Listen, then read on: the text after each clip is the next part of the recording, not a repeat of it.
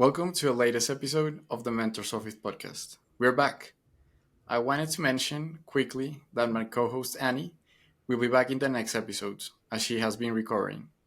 Today, I will explore the best practices inside a company for career growth and securing job promotions. I know Annie will also be excited next to our listeners because today we have an expert to share invaluable insights and tips on navigating the path to career advancement. Stay tuned as we will uncover strategies to propel your career forward. In today's episode, we welcome Paola Beltran. Paola is Colombia Talent Experience Country Lead and People Business Partner at Wiseline. She is also a psychologist, ontological coach, and a specialist in human talent management. She holds an executive MBA from Universidad EAN.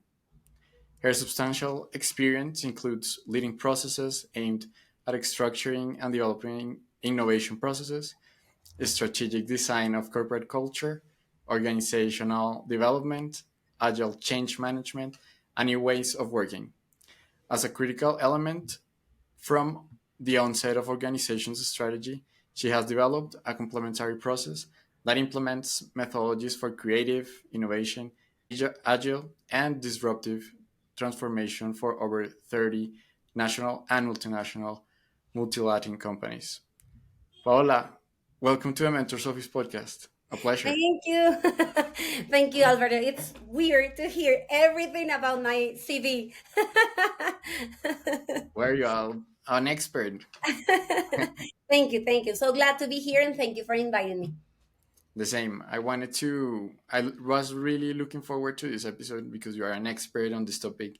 And I really admire the way that some of the initiatives in HR that you lead. And I Thank wanted you. to learn more about it.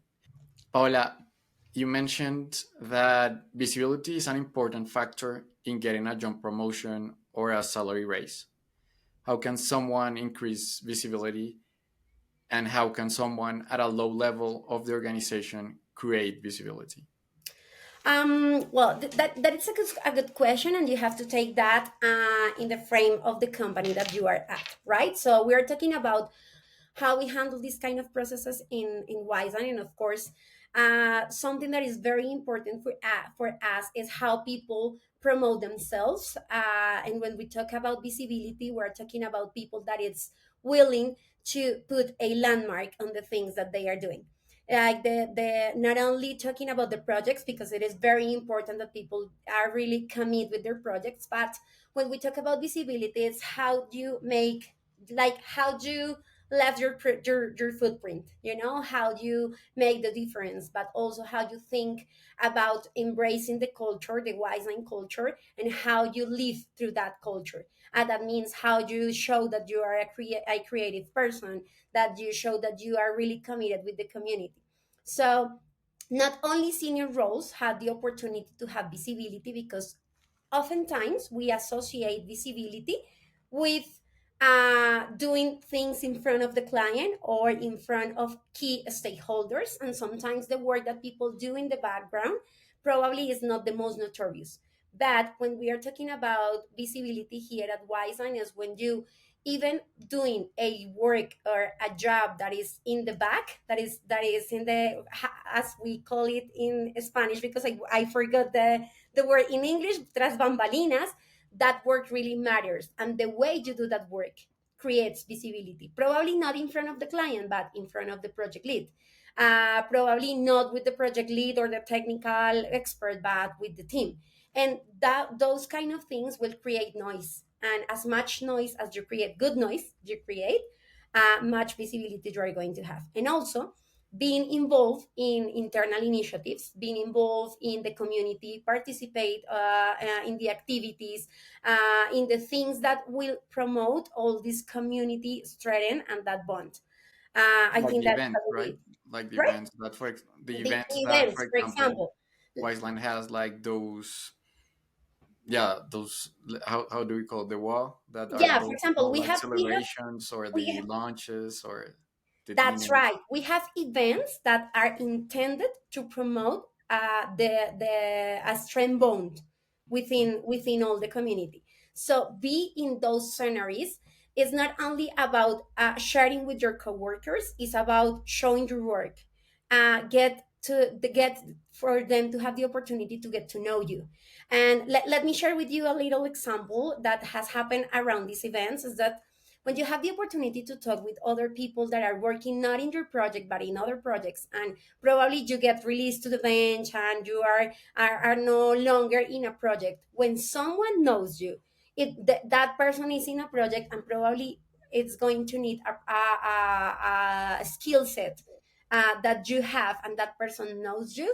It's easier for everyone in the company to say, I know someone that is just there in certain project or in bench, and it has the skill set that we need, and it's called directly. It's like it's a fair process, but to be known, like the recommendation from your coworkers really matters when you gain that visibility, and when you are filling out your profile and your promotion process application. Well, you can talk about that, the impact that you have, and also others can speak up for you in that matter. Perfect. Yeah. And what about if in some companies there are not so many events that you can attend, or not so many opportunities that happen on my past company? What can you do in that case, for example, if Well, I there are think not so many events, or not so many events to interact with leaders to share I your think ideas? What can you there do? are some scenarios. I think that nowadays there are other mechanisms that are not in person necessarily, but you can use Slack channels. For example, you can become a strong opinion leader, in a good way. Like when you promote people, when you promote good conversation about, now that us that we are in this tech industry, when you promote conversation around technology, around topics, around hot trends, when you are in those scenarios such as Slack chats, public sites on opinion, and you show that and make them visible, you will gain visibility. It's like when you become, I don't know, how do you say that, but leader in opinion, you can have visibility because people will pay attention. So those are other ways to do it, and other ways is to try to make the events yourself. It's like, okay, there is no event set for this. What if I set a lunch with this kind of people? I'm going to invite them. I'm going to let's tell them, like, let's grab lunch, let's talk about this and that or that. So I think it's, at the end of everything, it is a bit of the effort that you can make by your own to gain that visibility, and also be really, I don't know how to say, I forgot how to say, like to be on the look on those scenarios that can give you that visibility. Yes, I love that, and I agree with that. And it's something that I have been trying to more, like trying to events, networking events in Meetup. That's something that Exactly. sometimes not that so easy, or that you're not, sometimes you're not trained to do that. No one told you that.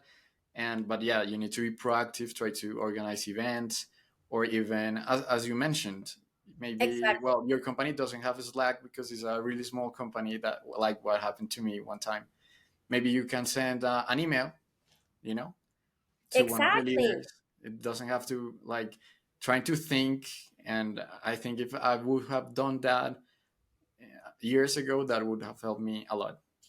I Yeah, definitely love those. definitely.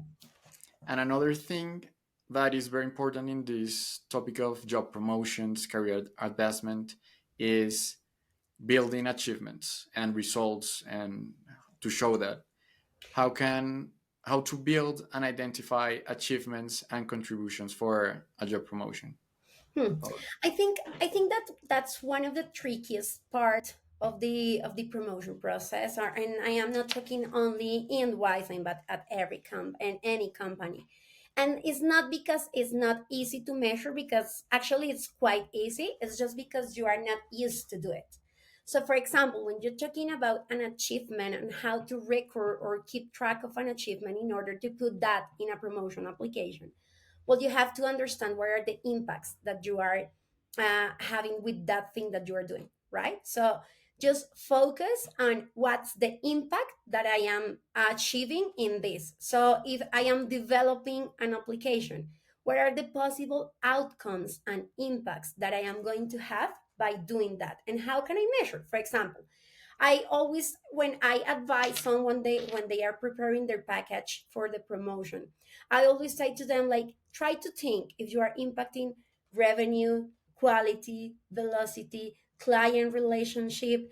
Are you expanding this account? Are you improving a process? Are you making everything more agile? Are you, for example, speeding up the velocity in which tasks are tackled? So try to add a measure on that. For example, something that is hard to measure is how fast I am solving problems or solving tasks. So keep a measure. Like I can solve a problem or a ticket or whatever thing that I have to do in less than 24 hours. But other team members or other teammates in this project or another project take in the same complexity, problems from the same complexity, like take 27 hours, 22 hours, 48 hours. So there is a difference. I am faster. So that creates an impact because I have the ability to do things faster. So probably I am solving problems faster than others, only a different way. Or for example, an impact that you can, of course, the most like impacts that are very very good and very attractive in a promotion is when you say like I impacted your revenue in this percentage, or I by participating in this project and through my work I was able to I don't know, make the client expand the project for 1 month, 3 months, 1 year, you know. Those kind of achievements are good, but also other kind of achievements that are more in the qualitative side. It's when you talk about how you lead a team, how you organize a team in order to accomplish a result, an outcome. So those achievements are also important. Probably you cannot put a measurement, but you can talk about the overall result. So there is no measurement in how good were you leading a team, but the result of that team, the outcome of that project or the work of that team, we talk about your leadership style. So that's like an achievement that you can measure, that you can talk about, and you can have evidence that you accomplished that. I agree. I agree. And yeah, it's for me. It's also like putting yourself in the shoes of a salesman or an entrepreneur. It's about selling value because Exactly. sometimes we see people saying like numerating the things that they do on daily basis. For example, they say, I go to a daily stand up, I manage 10 people, I work on apps, I work on Java, but they don't, that's not how you sell a product, right? You don't say Exactly. it weighs, this milk weighs, 1 kilo and it looks white, you try to do other things. Like, for example, if you are lactose intolerant, the value is that you are not going to get sick because this has, it has no lactose. So, Exactly. like, For it's example, trying to think on terms of value, right? Like that's right. I think decreasing that's the core. costs, or increasing revenue, or increasing Exactly. users, or something. I think that's the core, and I think that's around that you're saying there is something very important. And oftentimes, and this is happening to me in every industry that I have been.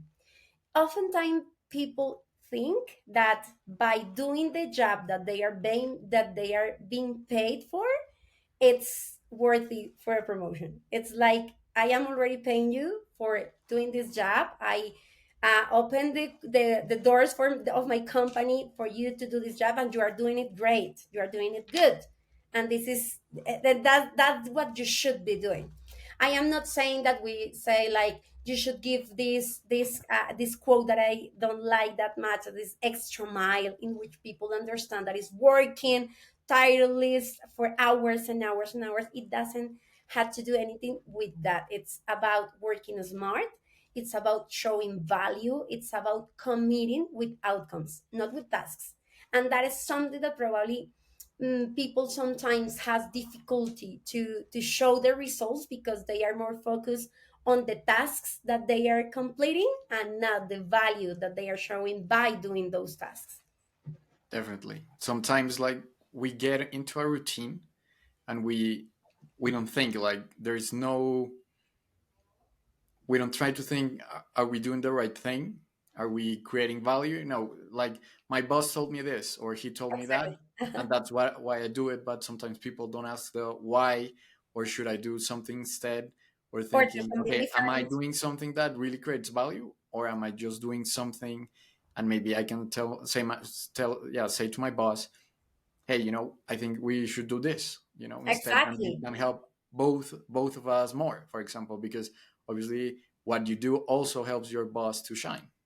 And there is something important in what you are saying. It is, let's not forget, but because it's sometimes it's kind of romantic to talk about impact and outcomes and showing all the outcomes and good results that we can have. But there are things in every job that require these boring tasks. Like requires routine. There are things that I have to do because it comes with the job and I have to do it. But that there is when the mindset has to change as well. I have to be aware that I need to complete these tasks in order to do the job that is required, but I need to be really smart about choosing those other things that will show the impact, that will show the difference, that will let me to think about those tasks in a different way. So it's all about their mentality and how you're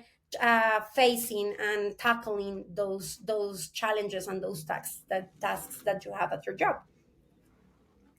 And what things should we avoid to not get a job promotion? We talked about the things to do to build contributions, achievements.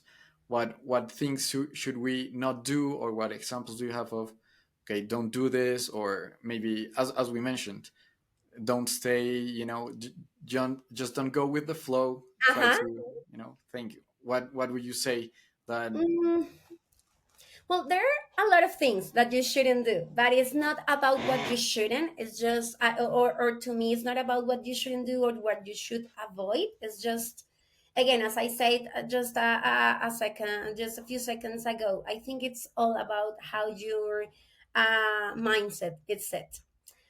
When you complain a lot, that is something that is not because in human resources or in talent experiences areas we don't like. We love, believe me, we love to hear people. We love to hear what is being painful for them, what are they enjoying. And I think that Wiseline makes a really good effort to hear people. But sometimes, I'm not only talking about Wiseline, but other companies I have been at, people often times complain but do not propose like any solution, or their complaint doesn't have a good intention behind it. It's just only, I want to complain because I want to complain because I don't like it, because it's not something that fits with me or with the things that I want.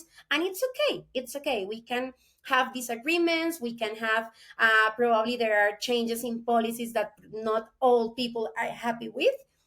But sometimes there are things that happen that like those kind of things in which you do not agree, but you disagree but commit. And other things in which you can propose, like I say, okay, I understand the purpose of this schedule, or the purpose of this task, or the purpose of this process, but what about if we improve it by this, or what about if we think about this certain impact? So I think that there is nothing like super material that I can say to you, do not do that, avoid that, because it's not that simple, like it's not that linear. But it's something about your attitude, about the way you tackle things, about the way you build relationships. Because, for example, when you are a difficult person, like a stubborn person, that you can know and you can have a lot of knowledge, but when you don't know how to share that knowledge with others, how to lead others to buy your point of view, like you can have you actually you can be right about something, but if you are not able to have a good speech, you are not able to get close to people in order to influence that people to follow your lead, probably that won't take you to a promotion because you don't have impact in people. Something that happens in the promotion is when people talk about your accomplishments and talk, because in your promotion you, at least in the way that we do it here, you list a certain you have to put there a certain kind of achievements and so on, but at the end are your peers, your leaders, your mentors, the one who made the decision, and they are the ones talking about your job.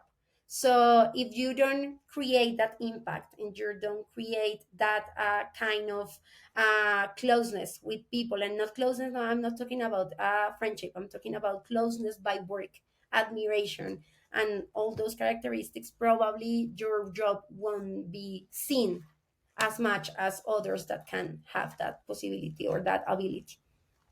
Yes, and I remember that in my case, one thing is that in a job, I was feeling that I couldn't do something valuable, and that I was just doing something that was really low value, a routine, like and I blamed my boss for for not giving me anything else. But if I take like a different mindset, the mindset of that I'm the main actor in this movie that is my life, I don't have to wait. If my let's say that my boss was not good, I have to step up and propose. And if you think Exactly. that something not working or that you are not being able to generate the achievements or the results that really help the company or that you like try to propose or and try to do something about it, talk to your boss, to talk to someone else, think of a solution, but don't stay there, because if you stay there, definitely, like in my Yeah, case, you're gonna stay stuck. exactly, you're gonna be stuck, but also there it's like waiting for something, like waiting around for something, like something magical happening that it's going to make, like magically everyone is going to see that I am super good and they are assigning me boring tasks or non-valuable tasks. And here, as you said, it is something I think that is very, that's a very good example in which you have to be proactive on things. Of course, it is important that you have leaders around you that are able also to see that you are doing a good job. But let's be honest, and that is something that I feel really proud, because in Wiseline it doesn't happen that much. We have great leaders and we have people that it's always looking for the best talent, and of course we have few cases in which we miss things. Of course, we are not perfect, but in other companies where I have seen is that like the common thing is not to have the best boss or to have the boss that that knows how to put you in the best assignments. It's not the common thing. So you Or have in to my raise case, it. where in this company, my boss graduated at the same time as me and had no experience leading people. Exactly. So And you well, were that's you the were reason that he was not a very good boss or leader. But if that happens, you need to help your boss or take charge. You can do something. Exactly. Don't stay And that there. just said it. You have to take charge of that. Like it's your responsibility, because at the end, of course, you are in a company. You are in a company that has a certain frames for growing, but at the end, it's your professional life. It's your career. So you are the one who can decide and have and pursue the opportunities to grow. Continuing this conversation related to promotions, you have a lot of experience looking through promotions and deciding who to promote, how to create a good personal promotion statement, and in contrast, what is a bad personal statement for a promotion. Okay, so first of all, I would like to say that we don't decide, like in talent experience, we don't decide to who gets promoted, because this decision is made through a committee. There is the voice of the members of the committee, and our job as talent experience members is to question these statements. Like you are saying this person does this, and it's ready because of this and that. And we say, like, can you provide more information about this? But you're saying this and this. What is the evidence about this? Like, not because we want to question because of the sake of doing it, but because when we are talking about a promotion, we're talking about a lot of responsibility that comes with that promotion. You know, like the it was it Spider-Man, the Spider-Man's uncle who said something about the great responsibility and all Yeah, that. yeah, Spider-Man. Yeah, So there, it's like the our role as talent experience representatives. It's to guarantee that the criteria it's aligned with the expectations of the role, but also the quality of the work that we need to be in place to grant that promotion. So it's a decision that is made by all the committee. But things that are good there, it's, for example, when you're saying, oh, I am a great leader, for example, I lead teams in a differential way. Great, awesome. What is your evidence? What is backing up that statement? That when you are saying that you are good or that you improve, for example, something that is very good and very highly recommended in the promotion application is talk about facts.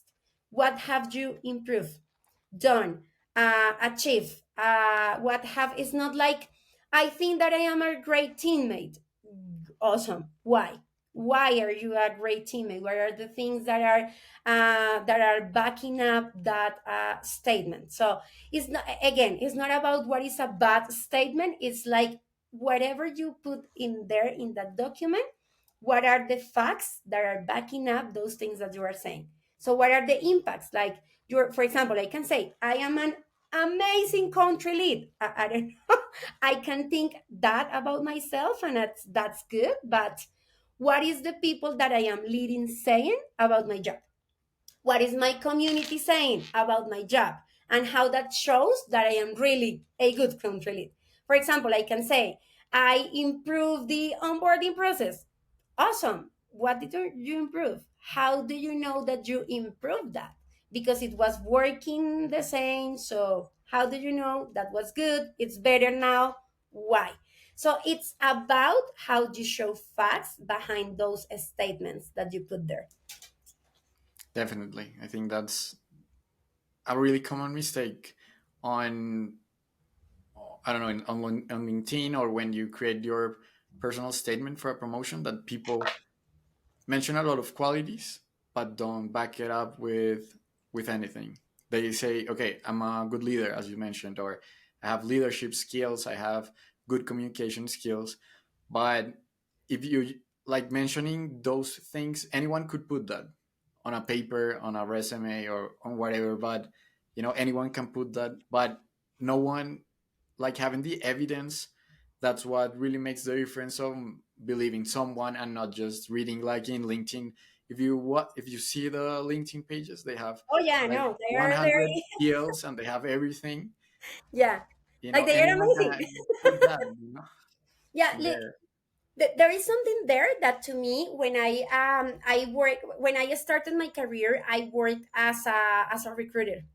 And something that my boss at that time taught me about how you can measure if the in the brief that people put in their CVs, it's true. It's, are the tasks or the functions related with your job position related with those things that you're saying. Like, for example, I am a great strategist, and then you go to the functions and assignments of the role that you're currently at, and your job is super operational. Like, how come you are doing strategies or being a great strategist if you are not doing anything related with that? So those are things that you compare. So, for example, when you say, as you were saying, like, I pay great attention to detail. Okay, so how can you show that that attention to detail has give you achievements or accomplishments or things that can show that? Yeah, definitely. And that's why I think that people, to be able to create great personal statements for promotions, need to think ahead, not on the moment, because normally what people do is I want a promotion today, and they start working that day. But Exactly. that's not the mindset. You should try to think, okay, 1 year before, 2 years before, okay, what can I do so when I apply in 3 years for that promotion, that I'm ready for that. And And that's you're saying, what you you're mentioned saying about, okay, leading events at the company could show leadership if you, for example, are in a low level, like in a junior position as an engineer. Well, you are not managing anyone, so you cannot show that. But what about if you create events or attend to Toastmasters or organize things, right? exactly, that's a great example. That is something that you do very well. Like it's like you have a really power to bring people to these communities and these events, and that is something very good, because when you are saying like I have a great leadership, so you have affirmations, like you have facts that say, of course, for example, let's say that I am not leading any team right now, but I have made this and that and that, and this amount of people attended to the event, and this was about X, Y, everything. So I think that the important thing here is that everything that you say, be careful that you have something to back up what you are saying. Another important thing and a situation that I have been on is that sometimes in the position that you are, it is not easy to measure your value and the value that you create. What what advice do you have for those kind of people where it is definitely not easy to measure your value? Okay, I think that there's something that I would like to bring here to this conversation is that, of course, when we're talking about measuring value, we talk about numbers, right? This is the thing, like percentages, like money, that you can put in the table. But there are other ways to measure impact. For example, when you increase, for example, when I in my job, when I measure the curve of engagement, I can say if the curve has grown, I have a number there. I can have a number there. It's a percentage, it's some points, it grew 3 points, 2 points, and I can say through all the things that I, of course I cannot say if certain event had an impact unless I measure, unless I launch surveys and ask questions to people. But I can say, like, for example, a simple measurement that I have, it's how many people comes to the office. So of course I can measure the number of people, but how much are sharing in the lunchtime, and how much conversation are they having? So those things I can say, like, okay, I am building up community because this it wasn't happening before, but now I see that, for example, the design team is meeting up on Tuesdays, on Thursdays. Nobody said to them like we should meet. No, like they started to do it on their own, but that happened because we promote the moments, the spaces, the snacks for them to come to the office, and the closeness that we have there. For example, when we have an expression event, sometimes I try to reach out people personally, like, hi, we have this event. Do you know what I am talking about? Because I always reach out to you and I say, like, hey, we have this event, can you come? And the fact that you come because we asked you to come and help us with this talks about that impact, because you also can say, like, oh, thank you. No. Thank you, but Yeah, no, I can't. that's a good But point. there is something that is happening around that the community puts there, that you say, like, yeah, let's go. Let's do it. So it's not about me, but as I am leading those efforts, I can see what happens. So if I am going to have the way of measuring in numbers, I will say how, for example, how I measure that the community is building up and is starting, because I can talk about the number of people that is coming to the office, the events that autonomously people it's doing. I can have the feedback that people gives in the different channels, so that writes to me in direct messages. So all that, it's evidence. Probably it's not a measure in revenue in money, but it's measurement. So there are things like that. Yeah, sometimes it's not different, and that's a problem that I have been on, because I remember one time that I asked my manager, I'm not sure how to measure my, or how do you measure my performance, was the question. And my manager basically didn't know what to say and told me by the number of tickets that you complete as a software engineer.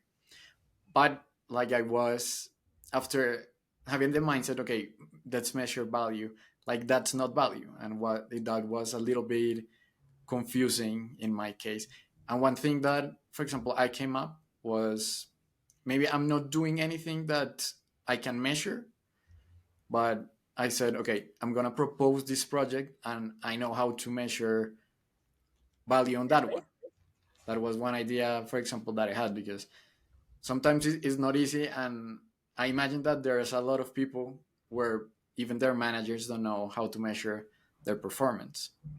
Yes, and something, there is something that's common, and in some moments, and it happens in every company that I have been. Like, there are things that are hard to measure, and you need to show your impact.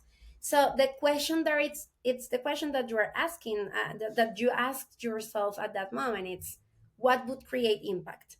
How can I have control of the measurement of this impact that I want to create? And something that sometimes I always hear is like the number of tickets that you solve. And sometimes it's like that doesn't create value necessarily, but when you see the whole picture, like when you have solved all those tickets, how much velocity have you gained? How much days, like how many days have you gained? Have How fast you have solved the client's problem by Yeah, solving all those tickets. that's So, a really good point that actually I have not thought about, but that's a really good advice. like, you have to think, okay, I have to solve 10 tickets by day. But what happens if I manage to solve not 10, but 15? So is this creating value for my client? I am solving problems for my client. Like, now that I sold 15 tickets, the clients of my client are perceiving a better service. So that's an impact that you have. So how much has that increased? Like solving those kind of problems. Sometimes the impact is not only like you have improving the project or the application or blah blah blah blah, blah, but when you think about your client, and you say, probably my client is able to show results in a faster way, to come up with files in a faster way, and there is value for your client. Like, if it is not revenue, like sometimes people think that is, if it is not revenue or expansion of accounts, or that we are not creating value, and we are creating value. So we need to dig a little bit deeper in order to understand what I am doing with the tasks that I have. And sometimes there are things that do not create value. That's a reality. But sometimes there are things that are creating value, and simply we are not able to see it because we have to think it differently. I agree. And another thing that I remember that I started doing was asking by email to my manager, like to rate my performance from 1 to 5, or to tell me what can improve or what have I done well. And that is also, I think, one way, if you don't have a direct measure of revenue or costs, like having those things, okay, like you improve, like you're getting 5 stars every time, that says something about your work Exactly, and exactly. your value. And the quality of your work, and your velocity, and your a lot of things that are involved there. Definitely. Another important topic, and I know that many people want to work at Wiseline. It is a great company, but there are the questions of how do I apply and how to be successful. And To many Wiseline, people or find, to the yeah, in promotion. Wiseline, yeah, in Wiseline, In Wiseline, okay. yeah, in Wiseline. This is more into Wiseline. Many people find it challenging to get a job after graduating from the university. What advice do you have for these people that have just graduated and that once Yeah. applied to Wiseline or through some other company? I think that that is something that only happen in the tech industry. That is the one in which we are. In other, believe me, like I've been in almost every industry in Colombia and in Latin America, and it's something that it's hard because, for example, when you graduate from from the university, like you have this knowledge, but it's not that practical knowledge, so it's a little bit hard, and sometimes there are certain roles and the industry is moving a little bit towards uh, preferring people with certain amount of experience, which is ridiculous because I mean we are getting older, we're going to go to do other things, and what is happening with the young talents. But that's why Wiseline also values a lot the young talent and people with the fresh mindset and all that. That's something that we really appreciate here at Wiseline. But the thing is, I think that in technology, experience it's what will like people and clients wants to know what you are capable to do. You know, like show me the money, show me what you are able to do in order to know if I can hire you. And I think that experience is easier to gain when you join to efforts, to worldwide efforts to develop an app, an open source app, for example, or when you participate in initiatives in universities and other educational scenarios in which you only participate for the sake of contributing to those initiatives, but that gives you experience, like the fact that you can say I help or I develop this feature or that feature, or I did this, or I participate on this or that as an intern, as a voluntary, like something like that will give you a little bit of experience that will make people look at your CV or look at your experience and um, bring you to a project. So I think that is the easiest way, like to help in those initiatives while you gain a little bit of experience. And of course, prepare yourself, like all these AWS certifications and all the things that are now in trend are optimal for securing those that participation or that hiding in a company. Perfect. Another question, and this is from Annie. As a contractor within a company, what unique strategies can you employ to ensure your contributions are visible and valued and potentially lead to more secure positions or roles within the company? That's a good one. When I read that's a good one because that it doesn't depend entirely from you. It's not entirely up to you or up to the contractor. The contractor can be very good at the job that they are doing, but the company decision, because of a business sense, is to not hire or have other ways of hiring people, you know, or the company do not have a corporate presence in the place that you are at. So for example, when you are a contractor, you're probably in Wiseline is not a company that use that much that figure to having contractors, but we use it with some roles because we find the skill set in a place in which we are not legally established, like we don't have a social representation, that we don't have like I forgot how to say it, but the legal representation there, because that takes a lot of a lot of things to be able to establish a legal representation. So we hire people as a freelance because we need to deliver and we need those skill sets. So it is a quite often good figure to use in order to do that.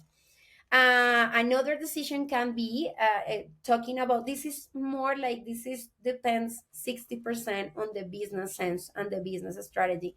For example, here in Colombia, it's not something, it doesn't happen in Wiseline, but in Colombia, when I've been in this retention process, a lot of people have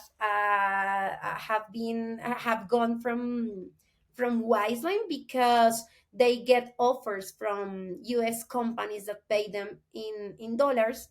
And when they pay them in dollars, well, they work as a freelancers. but for that company in the USA. So it's complicated because at the end you can be very good as a contractor, but that company is not going to hire you as an employee because that's why they have you here as a contractor. It's probably cost efficient, but probably they know that they have good talent here in Colombia, but and they are not able to take these people to the US because probably will be more costly. So there are a lot of factors there. So to answer that question, you can be really good at something, and it would depend, like it's not entirely up to you. It would depend on the business moment and the business strategy. And there is not much to say around that, to be honest with you. Yeah, it's hard. What steps could they take? Maybe try to reach out For sure. to I the would HR or say, something and start asking questions yeah, about I the would hire. seek, I would seek for opportunities, like I would go to the site of that company and say what and see what positions are they hiring for, and say like, look, this profile is very similar to mine, so why don't you hire me for that? Like, again, there are things that are super proactive, and the things that are in your side, it's to open up your road, like open up your possibilities, like raise your hand, like say like, okay, be super candid on the conversation, like, look, I am willing to take a contractor's job, but I am open to become an employee. I would like that. I love the culture, because it has a lot to do with the company's culture. Like, I like the culture. I would like to be more present. I would like to be there. Like, there are a lot of factors and things that you can promote in order to be hired as an employee and not as a contractor, when the business and the possibility and the possibility is there. Because I want I to be understand. like to make emphasis on, it's important, the business moment, and people often forget that we are companies, and Yeah, we need to make money, and we yeah, need I to understand take that. care of revenue, and those things are also That's it. important to make Yes, decisions, such as changing someone the situation is also from important. Yeah. exactly. Now, going to the audience questions, we have a few questions from Wiseline and other audience members.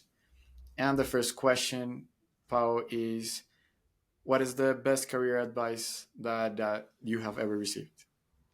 Who when I was very young and I started this, like it was a million years ago, that I did have a leader. It was a woman. I actually were very good friends, and she told me something that it changed my game. I was very defiant in my youth years. In my youth, I was kind of rebellious, and that is good. I'm still rebellious, but she told me like, you attract more with honey that Mhm. with fights. Okay. I used to fight a lot, and she gave me this advice in which she said like, you attract more flies when you put honey than when you put other things, like when you fight with Very people, or interesting. when you put other things that not attractive for bees. So the thing is that when you have this intention to influence people in a good way, you have to come up with an empathetic approach. When you are uh, firm, but you are also not sweet, because it's not the word, but when you are nice and gentle, people will receive that message in a better way, will be more prompt to see your work. And this is not something being condescending. It doesn't have to do anything with that. But when you put your opinion, when you ask for things in your career development, and you do it in a way in which you say like, hey, I want to grow, what else can I do? I am not liking this. I am not having the rewards or the satisfaction that I want. what are my possibilities? When I say like, you don't promote me, you don't offer me opportunities, there is nothing that the other Yeah. people can have for you, because it is like, the attitude, it's everything in life, everything. And that was the best career advice that I received, and it changed my game, to be honest with you. Oh, It changed wow. my game. Awesome. Yeah, I definitely think that the way that you transmit the message is very important. That It it's talks about you, it talks about your mindset, it talks about your what your values, the things that are at the core of your behavior. And yeah, I think, and I mean, like, your message talks about your mindset. It's that simple. And so if you have this, like, your message well aligned, your mindset, it's well aligned. I really like that advice. I'm gonna take it. The next question is from a Wiseliner from Sara Jaramillo, and the question is, how do you perceive the outlook for Wiseline in Colombia for this year, and what particular challenges will the company face? Oof, I mean, look, that question is beautiful. Thank you, Sarita, for that question. I think that for us, we have I think that we are in the best position, because we are in a position in which we have, like, we have been building the community. We have a strong community right now. We have amazing talent. But also we are in an economic position in which we can provide good salaries, good payments, good benefits, but we are not that expensive in order to make this impossible for hiding. So we are in a great position to gain visibility within our projects when we are already, like, being already in the company, gain visibility in those projects. We have the opportunity to not only show our work, but also promote others in the community. Like, for example, I always say, like, mm, of course we are going to prioritize talent and skills and all that, independently of the nationality that you have. But when we talk, when we you know the culture of the people that you are working with, it's easier to get to those results. So I think that we have that opportunity to create to keep creating the community, to building up around the skills that we already have that are very good, but also to have this competitive advantage in which we are very good talents, at a price that is not super high compared with other countries that will give us that advance. So I think that we have the opportunity to grow as much as we can, and that's good. On the other side, challenges that we have, it's senior positions. We are trying to expand our frame in that, because we have very good talent, but we have few senior positions. Sometimes projects require certain level of expertise that we don't have right now at Wiseline, so we are trying to work on that. But the other thing is, we need to improve a lot in our junior roles. Like, we want to have a really good compound of junior roles that are very good, that has this fresh point of view, that have, like, this hunger to create an So there are impact. gonna be more junior openings, job openings. I think in the future we're gonna seek to open junior roles, because I think that they're, like, are the base for the things that we want to do. And what we like to do is to propel careers. So we like to have people that are in Awesome. certain point of expertise, but they still have a lot to learn, and put them in projects to propel the skills that they have, like, make this impact that they want to have. So I think that is something that is very interesting. Of course, the talent strategy has a lot of things that we want to do and promote, but I think that, talking about Colombia, we are, like, at at our best moment to grow, to gain as a visibility as a country, and of course to expand all the pool talent that we have here. Awesome. Perfect. The next question is it necessary to have a master's degree to be able to find a job or seek a higher salary? Now, like, if you ask me this question, I don't know, 5 years ago, probably I would say yes. But not only the pandemic, but the market has changed a lot. So it depends on two things. If you are going to a very traditional industry, yes, you need the master. Yeah, you need the master if you're going to, I don't know, companies that are big and have been in the market around, not technology. If you are in technology, what counts in terms of talent is how you prepare with certifications, experience, initiatives. In technology, what it matters is what have you done. In technology is not what how much you know, it's what have you done, how you have solved this problem. Your technical quality, it's important in terms of your experience, not in terms of your studies or your yeah, or the career that you have. We have here in Wiseline people that hasn't have a bachelor's degree, so they have only a technical study or technological study or whatever, and they are in high positions and they are level fives, level six, and they don't have any other study to back up, but they have a lot of experience in very cool initiatives and projects that show that they are good regardless the things that they have studied. That is very interesting, Pau. And the last question, because our time is almost up, Yeah. is what is your advice or the tips on how to be successful? I don't know if you have some rules or tips on how to be successful. Well, I don't think that I have rules because I don't like rules that much. But I do think one thing that to me it's something that I mean, there is nothing that will guarantee your Successful, success. yeah.